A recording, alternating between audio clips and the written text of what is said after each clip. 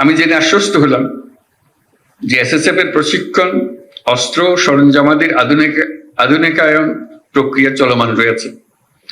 বিশেষ করে গত 5ই আগস্ট 2024 তারিখে এই বাহিনীর কিছু যানবাহন ও সরঞ্জামাদির ক্ষয়ক্ষতি হয়েছিল, যা অল্প সময়ের মধ্যে কার্যক্ষম করা হয়েছে।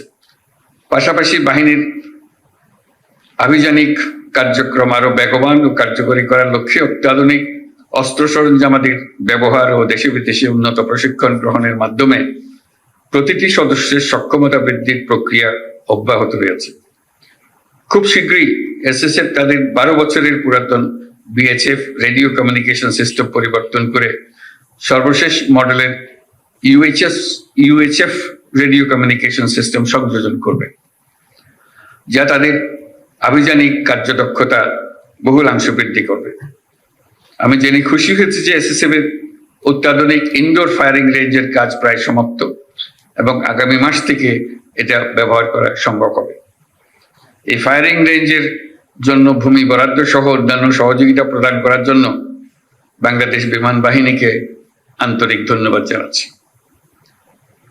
প্রিয় এসএসএফ সদস্যবৃন্দ, আমি জানি এসএসএফ কে সার্বিক নিরাপত্তা নিশ্চিত করতে বিভিন্ন আইন শৃঙ্খলা রক্ষাকারী বাহিনী, সামরিক বাহিনী, পিজিআর ও গোয়েন্দা সংস্থা সমূহের উপর নির্ভর করতে হয়। তাই আমি আশা করব এসএসএফ সকল সহযোগী বাহিনী ও সংস্থার সাথে সুসম্পর্ক বজায় রাখবে এবং নিবিড় যোগাযোগ ও সমন্বয়ের মাধ্যমে তারা দায়িত্ব পালন করবে। এসএসএফ কে একটি অত্যাধুনিক এবং পেশাদার বাহিনী হিসেবে গড়ে তোলার লক্ষ্যে সেনা, নৌ, বিমান, পুলিশ ও আনসার বাহিনী হতে চৌকস অফিসার নির্বাচন ও প্রেরণ করায় আমি সকল বাহিনী প্রধানদের প্রতি গভীর কৃতজ্ঞতা প্রকাশ করছি। বিশেষ করে এসএসএফ কে বিভিন্ন ধরনের প্রশিক্ষণ সহায়তা প্রদান করার জন্য বাংলাদেশ সেনাবাহিনীকে আমার ধন্যবাদ জ্ঞাপন করছি।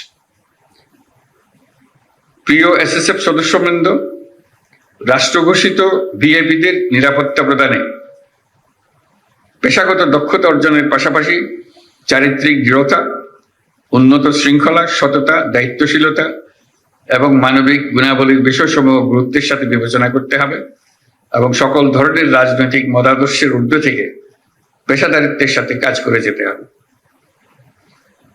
পরিশেষে আমি এসএসএফ এর মহাপরিচালক ও সকল সদস্যদের এই অনুষ্ঠান আয়োজনের জন্য আন্তরিক ধন্যবাদ জানাই।